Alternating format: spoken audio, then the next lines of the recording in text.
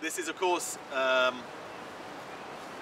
nothing more than a preliminary event to hopefully the proper event, which will be the proper unveiling of the memorial when it's done, God willing. But it's something that we felt we had to do at this particular time, being the 250th anniversary month of William Blake's birth. He means a lot of different things to a lot of different people across the world, not just in this country.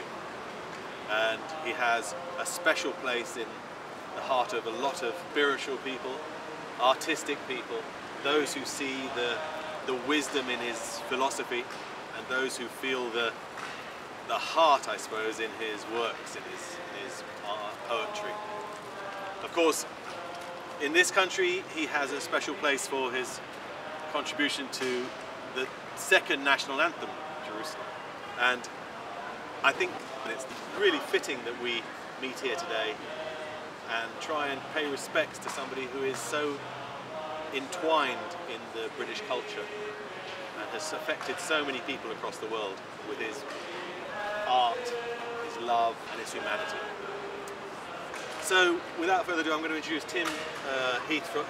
Welcome everyone, and thank you for coming today. I'm Tim, Chairman of the Blake Society. When the first biography of Blake was written, it had a subtitle called The Unknown Artist. And even today, Blake is a little unknown, especially in England.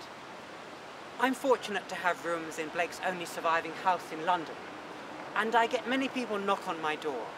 Not English people, they're too shy, but I get people from all over the world, and they know three famous English people: Newton, Shakespeare and Blake.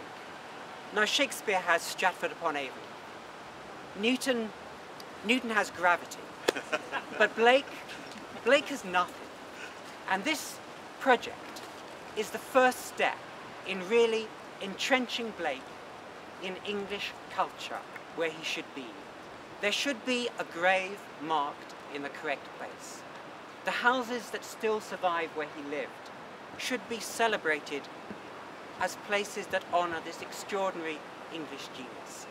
So I welcome this project that Lewis and Carol have initiated and done so much work to support. And I hope the next time we meet, I should be standing on a gravestone. Thank you.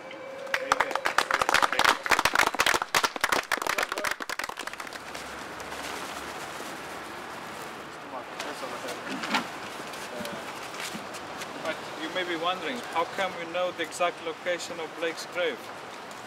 That's the question people usually ask. The only reason why we can say with certainty that this is the actual place is because at the time Blake was buried, there was a burial book with the geographic coordinates, north, south, east, west. And it gives the coordinates being of, let's see, east-west 77, correct, yeah? And north-south 32.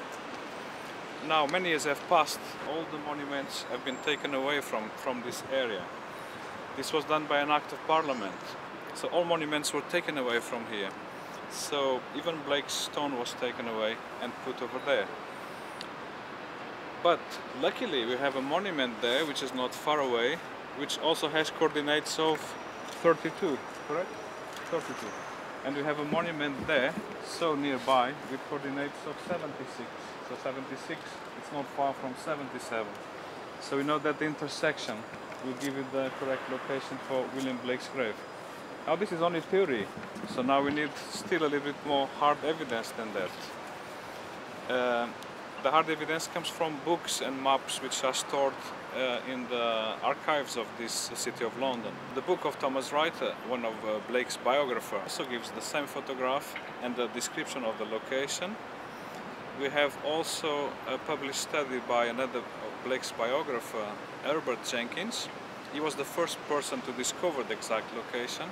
He was in a much better position than us because he had nearby monuments at the time, so his study is very accurate, and he reached the same conclusion that we did, that this is the place. He also gave us photographs of that, so we have lots of hard evidence. Then we have a plan to scale, that's very important. It's the only plan to scale by the City of London architects, which also gives this location. So I think we are as sure as we can be that this is the actual location. It's not our imagination. Any questions on this? How long did it take? Start to Well, finish? it took us about a year to understand how the coordinate system works, because most of the plaques that used to exist on the walls to show the coordinates are gone. And then to convince people that we are not mad, I think that was another 2 years. Especially the... Yes, it's still ongoing. Anyway, I better let Carol say a few words if she wants to. Well, I think one of the first people who really gave us confidence, I mean, was obviously the Blake Society gave us support and backed us up, and also put us in touch with Professor Bentley from Canada, who's written one of the most well-regarded books about Blake information and all the sort of records and things about it. And we sent our study, which is something like 90 pages long and has got 103 pages long. Professor Bentley was very kind and came straight back, and we spoke to him on the phone and said, you know, was just very, very excited, and said he wished that if he had been living in London, he wished he had done it himself. He recorded that in his, he does a yearly update of the information that goes into his book, Blake Records. The Blake Records, and it does mention the fact that our study's been done. I mean, I think that there's about 3 entries about our study in there now, including the fact that it was reported in the Times in August in 2004 by Jack Morgan, the arts editor. Of the Times. Of the Times, yes. I think that's sufficient, really. Come on, you should, I need a nun.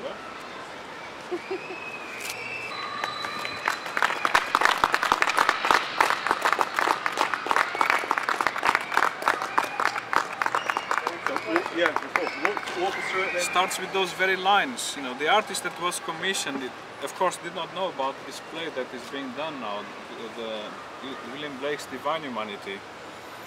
But the play starts with these very words of the same poem.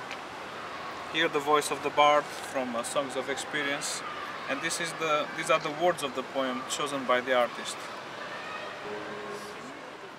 Bring me my bow of burning gold. Bring me my arrows of desire.